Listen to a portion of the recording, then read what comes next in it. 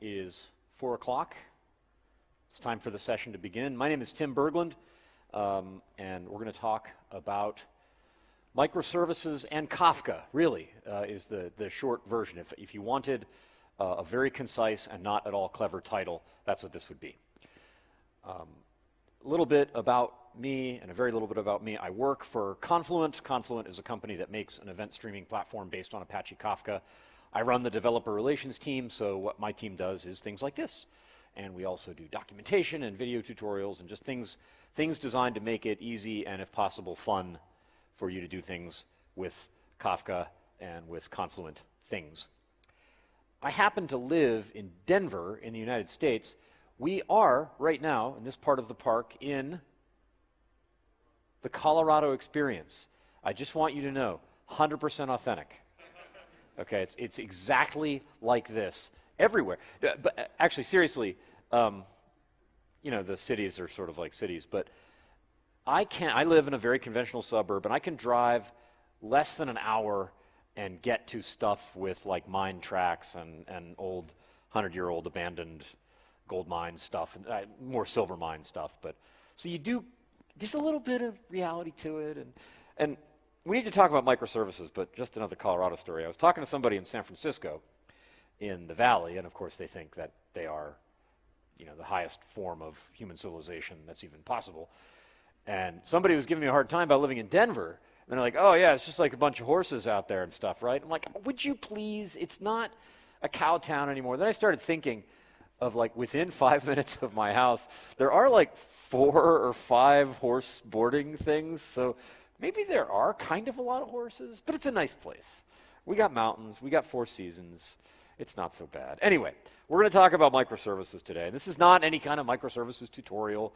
I'm going to assume that you have a set of development practices and frameworks or whatever that you have kind of wrangled, if this is a thing that you're doing, and that you know how to build microservices, or at least that you understand the concept. And I want to talk about why we microservice, what's good about that, what's bad about that, and then we're going to spend a bunch of time talking about Kafka as an ecosystem and as a platform, and how that solves all of the many bad things that we do with our lives when we start using microservices. We're going to end with a picture of an onion and plastic rosemary. This is not coincidental. We're going to come back to this picture, and there's a very, very important insight, I think, related to the onion that I just love. So I don't even like onions, but I love the metaphor, so we'll get there. Anyway, the problem with what we used to just call programs, which we now call pejoratively monoliths, is that there are, you know, it used to be that the one big application, the one database that it owns entirely. There are some problems, right? They're hard to think about, I think, is one of the big problems. Once a program gets too big, you can't fit it in your head anymore. Now, you're not savage, and so you still structure a big project, a big monolith. There are modules, and if the whole thing is too big for you to think about, there's some big enterprise beast, you know, you'll have your part of the code that you can think about, and some other team will have their module that they can think about. It's possible to write a good monolith. We don't want to make these some sort of whipping boy and act like there's no possible way to write good software in one big piece. But they're hard to think about, right? Hard to think about as a whole. Also, I think classically hard to change. And this really, to me, is the big thing. Microservices, I mean, some people need to scale applications in interesting ways. And refactoring to microservices gives you this granular ability to scale one part and not another. Most of us aren't dealing with really pressing scale problems, but I think evolvability is a universal concern. Everybody wants software that's easy to change, and monoliths get difficult to change. That's just a fact. Microservices tell us, you know, that when we take this perfectly good application and break it into a bunch of pieces, we're going to be able to independently evolve and version those pieces. Now, if you do it wrong, that just doesn't happen.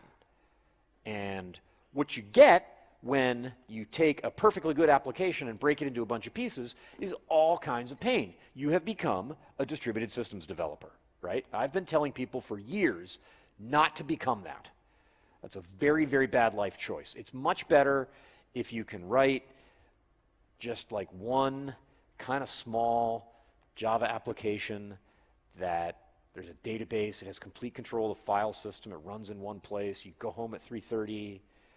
It's a good life, but nobody wants that life. So you refactor to microservices, and things that used to be fast, like calling a module, making a method call in some other package, that used to be literally a machine instruction that did that. That used the stack on the microprocessor and a call instruction and push things on the stack. It was very fast.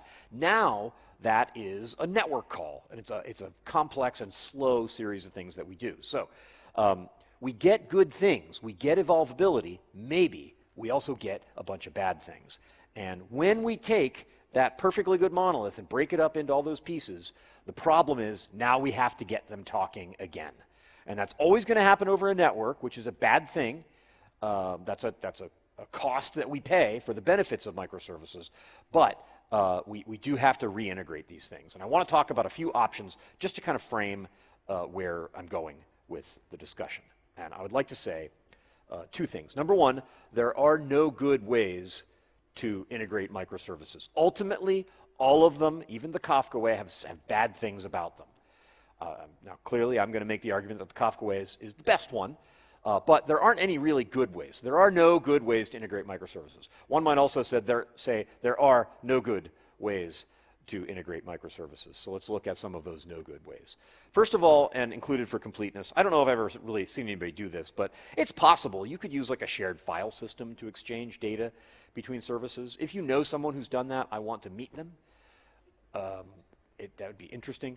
A little less crazy, still widely regarded as absolutely wrong, is integrating through the database. I think somebody got to the front page of Hacker News a few weeks ago with a kind of curmudgeonly, contrarian article saying, hey, what's so bad about using the database to integrate microservices? It's not that bad. Well, for the most part, it is. So the nice thing about it is it's easy, right? You got a database there, you know how to use it, right? But the bad thing is that pretty much always this causes services to commingle. So you don't end up with independently evolvable and versionable services. You end up with effectively a monolith that you have to deploy in a bunch of pieces. It's a very difficult to deploy and slow monolith, is usually what happens. It's just kind of our experience is that this is what happens. Now, databases ought not to be banished from our lives. We need databases very badly for all kinds of things.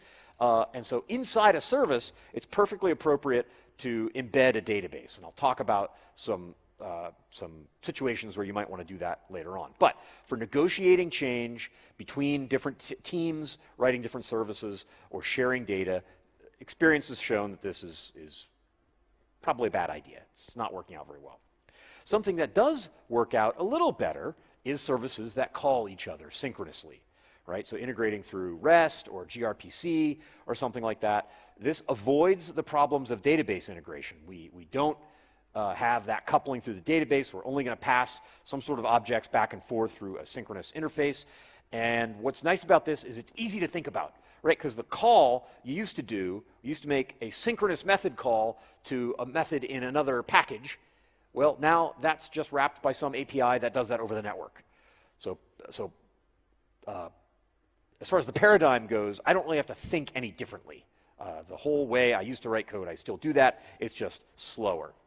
Also, there is, broadly speaking, a request-response paradigm that controls the way we think about our applications. Very simply, I pick up my phone and I open an app and I do something, and then the app tells me it got done. So I request and I get a response. And that paradigm does not go away. So our broad thinking about request-response aligns with the RPC thing. The problem is this is brittle, right? And people do it. This is no straw man. This is a thing that people do successfully, but it gets complex because when you've got synchronous calls now over a network, method calls, so when you call a method in a class in another package, you've probably never experienced that failing. That would be interesting, right? Like the call instruction didn't work or something. That'd be kind of cool. That's just equivalent to your computer is broken. But calls over a network, they're going to fail all the time, and you're going to have to build up kind of some scaffolding around your method calls to handle that, circuit breakers and things like that. Here's another interesting question. So once you've done this, you've got your services and you're doing this nice RPC thing and it's easy to think about and you get it, you still have to debug this system. What do you do? Because now what you used to be able to trace through is all of these services all over the place interacting through these calls, and you need to debug that interaction. What do?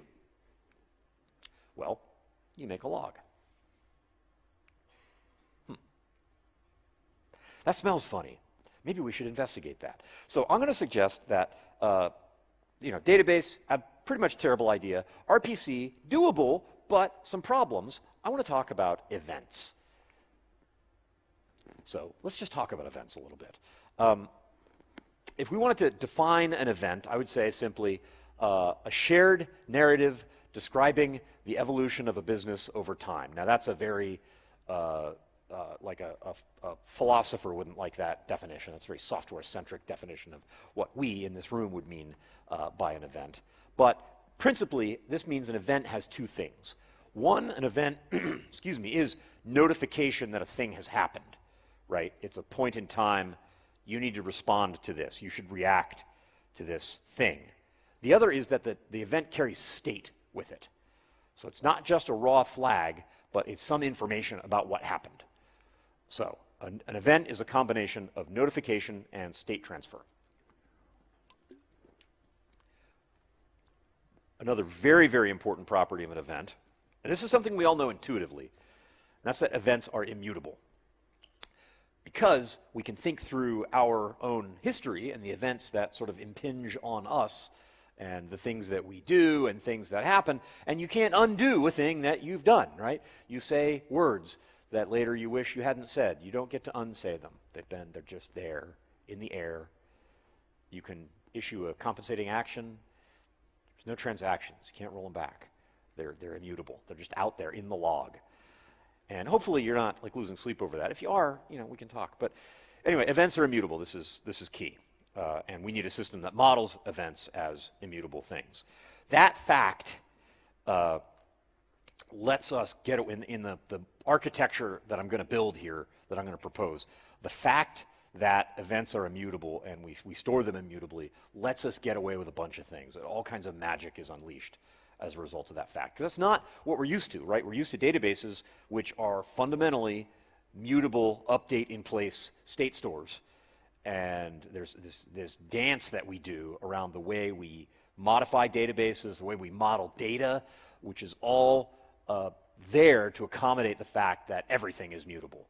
When everything is immutable, there's just this awesome simplifying assumption that ripples through the system and does good things to us. Okay, let's then, having gotten some basic microservices and event principles on the table, let's talk about Kafka. So I'm going to say when we break a perfectly good program up into pieces and distribute those pieces on independent computers on a network, the best way to reintegrate those systems is going to be through some kind of event bus or event mechanism. And Kafka presents itself as kind of what people are doing. Now, Kafka is, if you have sort of vague Kafka awareness that most people have, most people will think of it as a scalable queue, like a scalable messaging system, like ActiveMQ or something, but you can make it really big. And fine. It has kind of evolved, though, into something a little bit more, which I like to call a streaming platform. And that evolution has been because it was this messaging system. People started doing things like what I'm describing with the messaging system, and they found that all of these other components had to be there. Early adopters built their own, and then the community, the Kafka community, responded by saying, wait, no, we need those things as a part of the platform, and the platform now has them. So let me just give you an idea of what I mean.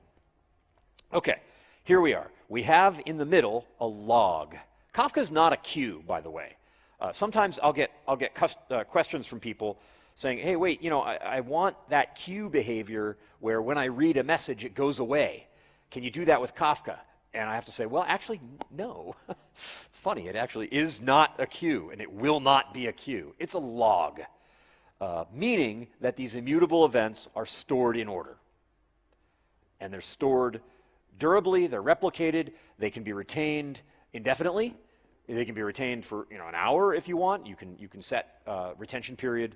You have that dial to set. But you can actually store data forever in Kafka. It's a log. It has ways of getting data in.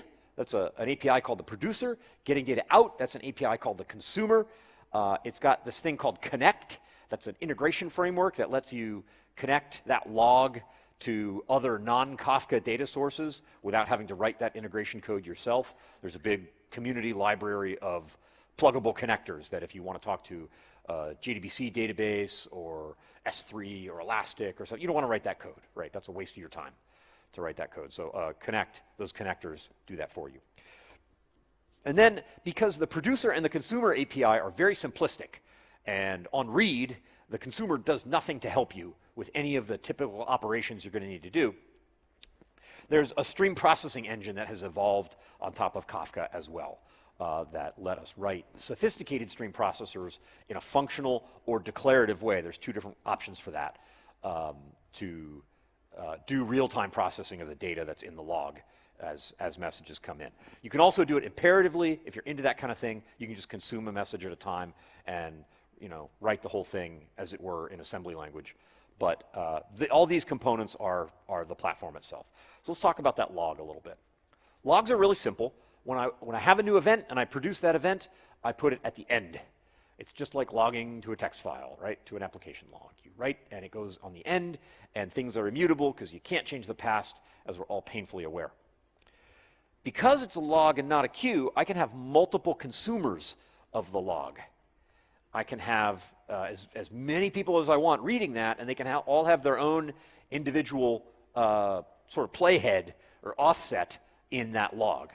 So those, George, Fred, and Sally, those are different applications with completely different purposes and different motivations for processing that data. We'll get more to that later. That's cool. What's not cool with a log is that this is really all you can do, right? You can do this nice constant time seek. You can go anywhere in the log by offset. You can get the next message, constant time. It's great. But you can't query. There's no, give me all of the messages that have to do with Colorado. There's no such thing, right? You scan a log, which is a terrible way to live. So we're going to have to do better than that if we want to build applications and if we want to make things that are useful. It happens, though, I think what we're going to see is that this is the right underlying abstraction to model the things that happen to your system. It's not ultimately useful enough, but we have to start with this very primitive thing and then build things up on top of it. Because it would be a bummer if this log were all located on one computer, one Kafka broker, we can split that up, those 4 little dashed boxes in the middle there. Those are individual brokers in a Kafka cluster, and I can take a topic, one of these logs, a topic, and break it up into partitions and assign those partitions. Well, they'll automatically get assigned to different Kafka brokers. So now when I'm producing, I can have those multiple producers writing to a topic. Those will, using a consistent hashing scheme, those will write events to whatever partition they belong to, such that, by the way, Kafka models events as a key value pair. So generally what it does is it hashes the key. And so events with the same key always land in the same partition. So events with the same key are always in order. Of course, when you partition your topic globally, if you have more than one partition, you don't know what order things are in topic-wide. But within a partition, you always have a guarantee, strict guarantee of order. We can also scale consumption. So I can write, let's just say that's a single consumer application. That's my fraud detection application. And that's consuming a topic of validated orders, let's say. And it reads these validated orders, and it runs some fraud detection model, and it's some cool machine learning thing, whatever it is. That's my fraud detection service. And because that machine learning model gets more and more expensive as I make it fancier, or I deploy some new version of the ML framework, that's more computationally expensive, I might need to scale that out so I can add more instances of that application. I can run 1 instance of the consumer, I can run 4 instances of the consumer. And if I run 4, then the cluster will automatically divvy up the partitions to those 4 instances. So you, for free, you get a horizontally scalable reader or consumer of the messages. And most of the interesting work you do is on read, right? Putting stuff in is easy. It's scanning that log and trying to do intelligent things with the events in the log. That is where you spend most of your time. So it's nice that you can scale that out.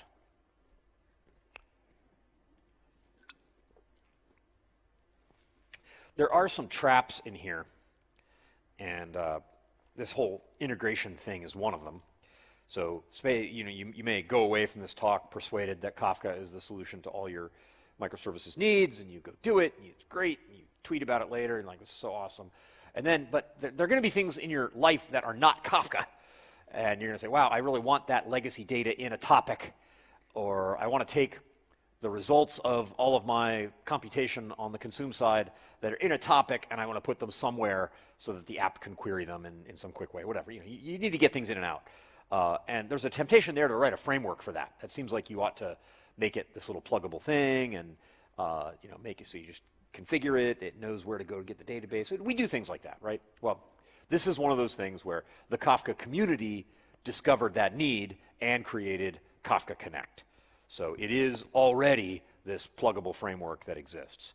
Connect is an independent process. To the cluster, you see Kafka in the middle there. To Kafka, Connect looks like just another producer or consumer.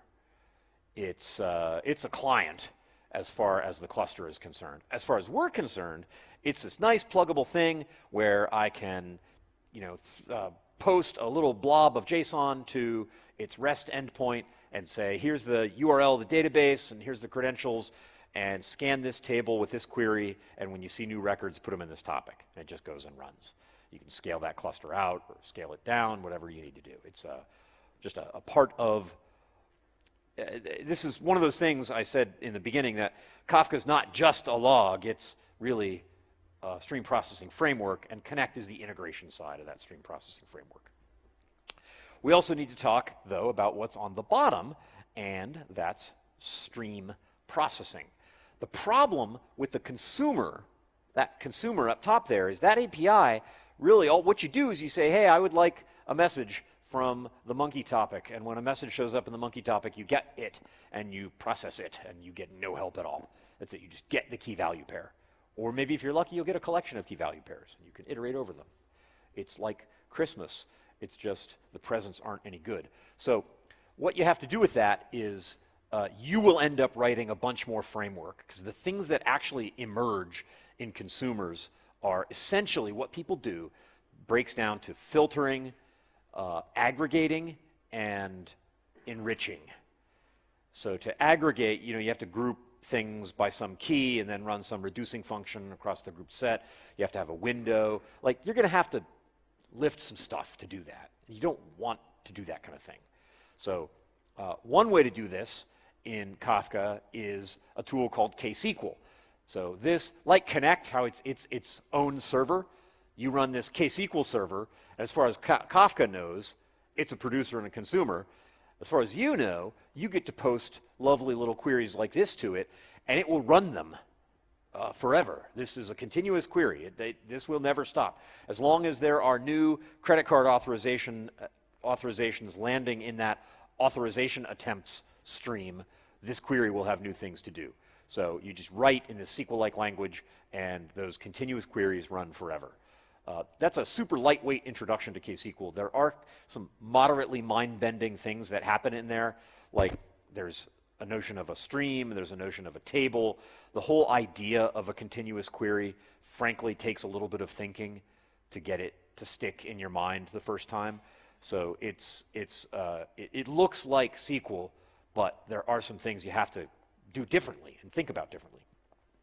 Anyway, super great part of the platform. Probably of greater interest for our microservices case, And, my friends, we are exactly one slide away. Look. See, next slide says microservices. It's coming. Is the Kafka Streams API. So KSQL, just is to peel the cover back, KSQL is actually a layer on top of Kafka Streams.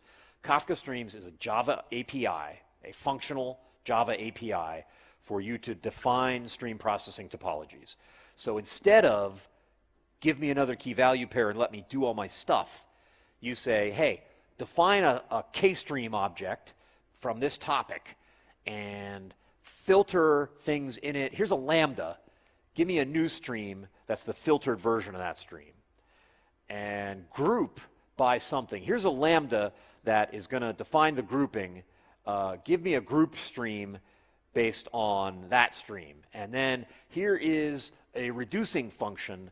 So aggregate that grouped stream based on this reducing function.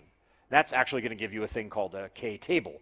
So you can make tables out of streams. Then I can take that table, I can take some other stream and join that stream to the table, effectively find some key in the message in that stream, go do a lookup based on the key in the table, and produce a new stream that's the enriched combination of the source event and that table that I did the looking up in. So all this stuff, each one of those operations is itself a one-liner in Kafka Streams. There's one API call to do each one of those things. And all of the state management and the screwing around and the picking the bags of sand up and moving them over to there and all that stuff that you don't really get paid to do ultimately because it does not create value for whoever it is you work for, that's all in the framework. So super cool framework, and I would say more or less essential for Java microservices developers to know. KSQL, going back a step, also very good for streaming analytics. If it's not a thing that's directly built into a service of yours, you just need this query running, ingesting this topic and creating a new extra cool topic with the results. They're both good tools to have in your chest. And again, these are examples of problems that the community has solved because these are things that if you didn't have them, you'd have to write them. And when we write frameworks, when we write, our job is to write business software, and we get sidetracked writing frameworks, we never seem to be able to quite close the loop, right? You never get all the time you want to fix all the bugs and add all the features. So it's nice that these things exist. All right. We've got a few minutes left. Let's talk about how these two things meet. I started with microservices, then I went to Kafka. Each one of those things I talked about in Kafka is important for some aspect of the microservices architecture that I want to present to you. So here's our simplest possible Kafka platform architecture diagram. Here is an artificially simple service estate or service ecosystem doing e-commerce. I see several of you who actually work in e-commerce, and it's exactly like this, right? This is 100% realistic. Just like this is an authentic Colorado experience, this is totally authentic microservices or e-commerce services. If it's not, it's at least instructive, just like the Colorado experience is a little bit instructive about what it's like to live in Colorado. So we got a UI, we got a web server, we take orders, we ship them, we process payments, we have to know something about what we have in inventory. And although the real life of an e-commerce developer is more sophisticated than this, this is useful to think about how we decompose things functionally. It also exposes a lie, or at least a problem. This functional decomposition is straightforward. These are real things you have to do to sell stuff, to sell physical objects online. The problem is with data, and that's that we can't separate data as easily as we separate function. So most services need, say, a combination of order history and catalog information, or customer information and order history. We have to have, what would just break down into these nice independent databases everywhere. Here's the orders service, and it has the orders. Here's the customer info service, and it's got the customer database. In reality, you need both of those things. For most services, they're going to share some set of core facts. What we're going to do is we're going to put our services on Kafka as a backbone. And they're going to communicate through events. Remembering that events mean, wake up, guys, customer, and here is some state. Events are notification, and events are state. Recalling that. So let's take this very simple, even simpler, e-commerce microservices system and refactor it to events. We started off life, we knew better when we built this, not to integrate through the database. We started with REST because it was easy to think about and everybody does it. So here we have orders come in from the front end. They come to the orders service, and the orders service remembers the order. It has a database. It has a database local to itself, and that's a good thing. And then it has to synchronously call the shipping service to tell it to ship stuff, communicate with the warehouse, get it picked and put in a box and all that. And of course, the shipping service to communicate the warehouse is going to need to look up stuff about the customer. The customer is probably identified in the order by a key, not by all of its denormalized everything. So we're going to synchronously call the customer service, which will then query its database and synchronously return that to the shipping service, which will then communicate with the warehouse, mainframe, whatever it is. So let's fix this a step at a time. First, I'm going to break that synchronous connection, the call from orders to shipping. What we do now is we produce a message to a Kafka topic that is a validated order. So we do at least that much. We make sure everything is good in the order, it looks right. We say, okay, here's a validated order. The shipping service consumes from validated orders. So anytime one shows up there, shipping can read that. And it knows it has work to do. What does it do? Well, it goes and synchronously calls the customer service and gets what it needs and then integrates with some external system. All of these, and the vision here that we're going for is, of course, this highly functional, reactive services just produce messages and consume messages. Of course, also services cause side effects in the world, we hope. So like the shipping service should cause a side effect of a thing going in a box and getting shipped. We would like that. So it has some other interface. Likewise, orders over here, I mean, orders doesn't work if it doesn't have some kind of HTTP interface that can accept inputs from the web. So everybody gets a connection to Kafka, and everybody can have other interfaces too. And that's legitimate for them to do. Question. We know here in this diagram that shipping service cares about validated orders, right? Who else, and you don't have to say it, but just think in your mind, who else might care about validated orders? What could be another concern? Could be fraud detection, could be a rewards program, could be, I don't even know. And you know what? You know what's great? If I'm the developer of the order service, I don't have to know. That is so important. I produce an immutable, durable, persistent, lasts as long as the business tells me it needs to last, log of orders. And 5 years from now, when I have quit and moved on and retired to the country, growing organic cauliflower, let's just say, and I don't even write code anymore, somebody else can pick up that log and come up with a new idea, a new business constraint, new business requirement, and write some new service. Those services can grow up on that log. You don't have to do any coordination. There's a schema question, which we're just conveniently brushing off to the side, and the platform has an answer for that. We could cover that in a different talk. So you need to know what the events are, but as the producer of the events, I never care who reads them, which means I actually have a shot at an evolutionary architecture here, because other services can grow up on top of that validated. We've only created one topic so far here, and already all of these other concerns can emerge from people I don't even know writing the code, and that is huge. We have to know what the schema is. We have to navigate schema change, and there's a component called the schema registry that helps you with that, but I don't have to do any real service discovery from the standpoint of writing. Okay, now when I break the customer link So back here, shipping service is synchronously calling customer. Why? Because customer owns the data. Presumably there's some REST endpoint or some HTTP interface, I'll say, on customer service that allows customers to edit their profiles.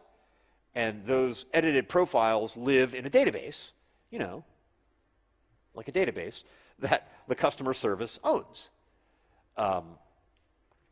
And because that can only live there, and I wouldn't want to make a copy of mutable data, I still have to do that synchronous call. Now, to break that and make that reactive, here's what I have to do. Rather than writing, necessarily writing customer profile, user profile updates to, say, an embedded Postgres, I will produce them to a topic. That topic is like a change log of user profiles. There's even a special kind of topic in Kafka called a compacted topic that manages that storage in a smart way. When you know you really only want the most recent version of a given key, that's called a compacted topic. So I can just keep a change log of my profile updates, and that database then, I can use Kafka Streams to turn that into a table I can do lookups on. But the cool thing is that now that immutable changelog is in a topic, other services can make a copy of it. Shipping doesn't need to call customer service because it's consuming that changelog topic. It's immutable. So I can make as many copies of it in as many services as need that data. I don't have to worry about the integrity of the data or it changing in one place and not changing in another. I might have to think about eventual consistency, but I don't have to think about data integrity. Why? Because I said before, it's very important. Events are immutable. That lets me get away with effectively data murder here. Don't quote me on that. I don't like the way that came out. That sounded better in my head. But it lets me get away with what otherwise would have been a super sketchy practice. And again, the sender of the event doesn't know and never needs to know who's going to receive it, who's going to read it, who's going to consume. Those consumers can actually grow and emerge in ways that you don't even need to be able to predict. So, I said we'd get back to the onion. We've only sort of like in an ancillary way been talking about databases, but let's just think about databases for a minute. Like, what is one? And I would like you to think of a database in terms of an onion, and sort of peeling that onion. So what, and let's just go relational database. We don't have to do anything exotic. Your favorite relational database. What's on the outside layer? There's an API. That API is SQL. We know it. We love it. It's very powerful. It does what we need. And we have no desire to make it go away. So peel that API away, and what is architecturally underneath that API? Well, you have a data model. You have tables. Tables are great. They have tuples. They have names, data types, constraints, indexes, all kinds of cool features that are actually very useful. You can do range queries. You can do key lookups. You can sort, all kinds of powerful things. Underneath that, you've got B trees, you've got pages, you've got the read, modify, write thing for the update in place, mutable data store, and all that kind of stuff that you probably don't, and like everybody knows this is there, only a fraction of us have, put on the wetsuit and gone down to 20 meters and welded the beam, and you can kind of tell because people are scarred who've had to go there, who are not themselves DBAs. So, that's all there, we know that. Most of us don't interact with databases at that level. But take that storage engine away. What do you find? You find logs. You knew I was going to say it. That's there. You have a commit log. Now, in an actual practical database, that commit log doesn't last that long, right? It's going to be kept, and then there's going to be some checkpointing elsewhere in the storage engine, and you'll rotate segments of that log off. But architecturally, work with me here, there is a commit log. Effectively, all that stuff, the tables, are like materialized views of what gets written to the log. Because, as I said before, reading a log sucks. Nobody wants that life. That's not a useful product. A useful product is like something with tables. Or if you don't like tables, documents, or nodes in a graph, or whatever. Whatever your data model is, there's a commit log in the center of the database. And the purpose of the database is to build up these materialized views of that log, of the events in that log, to give you, to conform to the data model that the database presents and give you performant access, read access to your data in a way that you could possibly live with, right? So this simple system, this is just another diagram of a similar sort of e-commerce thing. Those services, what are those? Well, those are materialized views of the data in the commit log, built up to conform to the contracts imposed by the data model your system presents, and that satisfies whatever performance guarantees you've given your users. So the services you write on top of Kafka are, by analogy, like tables in a database. So the conclusion here is not just that, yeah, messages, events, immutable events are a good way to get microservices talking to each other. That's kind of tactically true. But architecturally, this leads to what I think is a really, really neat insight, which is that you, as a microservices developer, are not just writing microservices following an architectural fad, right? It's like you're building a big, giant distributed database, like an inside-out database. A database that might even have little databases embedded in its tables. It's totally fine to still deploy databases local to microservices. But each one of those services is itself a materialized view of the data in the log. Pretty powerful idea, and I think a good thing. So, thanks for being here.